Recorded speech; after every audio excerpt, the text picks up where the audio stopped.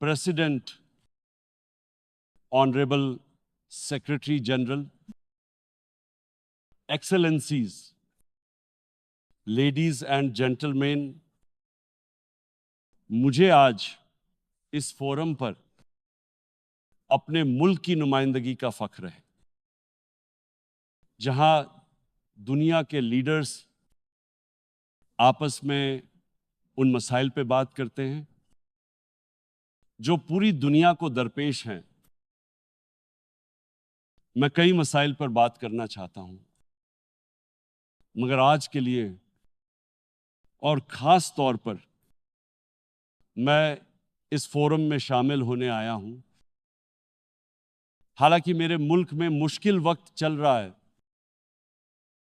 और कई चैलेंजेस का सामना है, मैं ना आता, लेकिन कुछ ऐसे इंपॉर्टेंट मसाइल हैं जिन पर दुनिया को फौरन तवज्जो देनी चाहिए। सबसे पहले मैं क्लाइमेट चेंज से शुरू करता हूं। कई लीडर्स ने क्लाइमेट चेंज का जिक्र किया, लेकिन प्रेसिडेंट, मुझे लगता है कि इस मामले में संजीदगी की कमी है। शायद कुछ वर्ल्ड लीडर्स जो कुछ कर सकते हैं वो इस सूरत हाल की ताकत और अहमियत का अंदाजा नहीं लगाते। हमारे पास कई आइडियाज हैं, लेकिन जैसे किसी ने कहा, ideas without funding is mayor hallucination. Pakistan का एक एग्जाम्पल देता हूं। हमारा मुल्क उन 10 ममालिक में शामिल है जो क्लाइमेट चेंज से सबसे ज्यादा मुतासिर हैं। हमारे 80% पानी भी इन ग्लेशियर्स से ही आता है। जो हिमालयन ग्लेशियर्स हैं, कराकोरम, हिंदू कुश, और ये ग्लेशियर्स बहुत तेजी से पिघल रहे हैं। हम पहले ही 5000 ग्लेशियर लेक्स डिटेक्ट कर चुके हैं अपने पहाड़ों में, और अगर ये सिलसिला चलता रहा और कुछ न किया गया तो हमें ये खौफ है कि इंसानियत एक बड़े तबाह कुन हादसे का सामना करेगी। मेरे मुल्क में जब मेरी पार्टी केपी में हुकूमत में आई तो हमने 5 सालों में 1 बिलियन दरख्त लगाए। अब हमने 10 बिलियन दरख्त लगाने का हदफ रखा है पाकिस्तान में, ताकि ग्लोबल वार्मिंग के असरात का मुकाबला किया जा सके। लेकिन एक मुल्क अकेला कुछ नहीं कर सकता। ये पूरी दुनिया की मिलकर कोशिश होनी चाहिए। मुझे उम्मीद है इस बात से कि अल्लाह ताला ने इंसान को बहुत सी सलाहियतें दी हैं, हम सब कुछ कर सकते हैं। अगर हमारा जिंदा रहने का जज्बा जग गया तो, और यही मेरी उम्मीद है कि यूनाइटेड नेशंस इसमें रहनुमाई करे और इस मसले को लीड करे। जरूरत है ज्यादा फोकस की, और अमीर मालिक को मजबूर किया जाए जो इस सूरत हाल के जिम्मेदार हैं। जो लोग जिम्मेदार हैं ग्रीन हाउस गैस एमिशंस के लिए, उन्हें जबरदस्ती करनी चाहिए, क्योंकि हमारा देश बहुत ही कम कंट्रीब्यूट करता है ग्रीन हाउस गैसेज में। तो मेरा मानना है कि यूनाइटेड नेशंस को इसमें लीडरशिप लेनी चाहिए।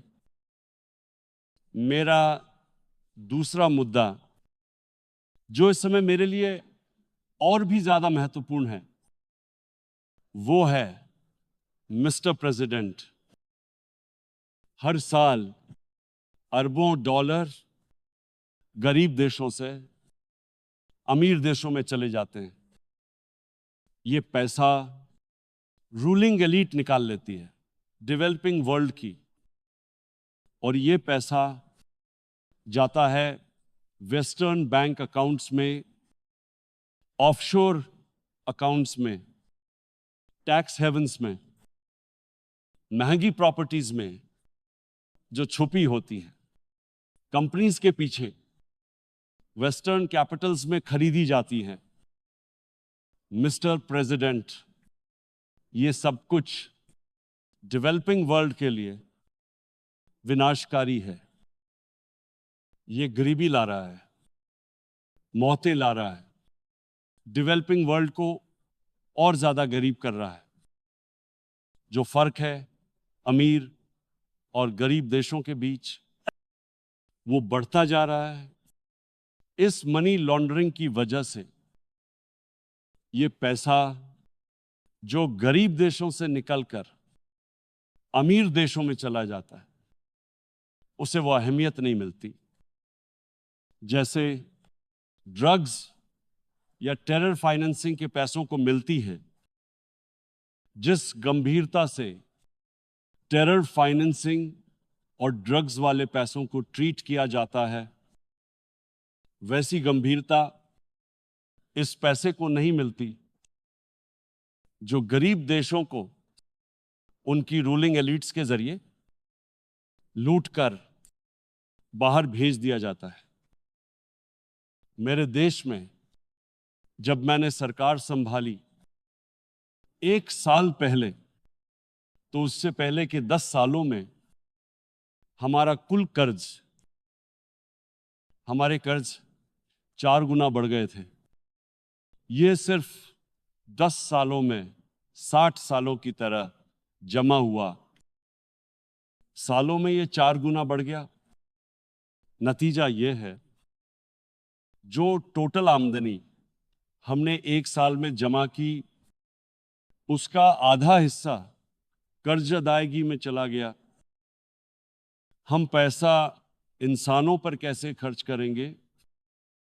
220 मिलियन लोग, जब आधा पैसा कर्ज अदायगी में जा रहा है, क्योंकि हमारा मुल्क था, दुल्हनों ने लूट लिया था, हुकूमत करने वालों ने, और आसानी से वो पैसा निकाल लेते थे।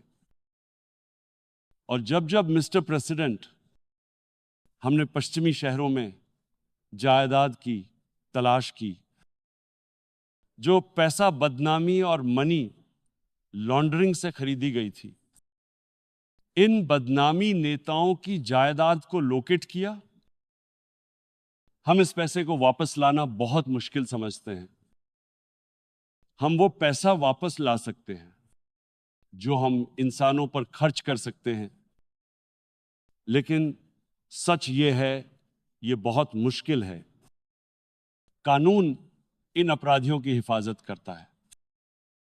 हमारे पास इतना पैसा नहीं है कि महंगे वकील रख सके और लाखों डॉलर खर्च कर सके। हमें अमीर देशों की मदद चाहिए। और मिस्टर प्रेसिडेंट, ये बहुत जरूरी है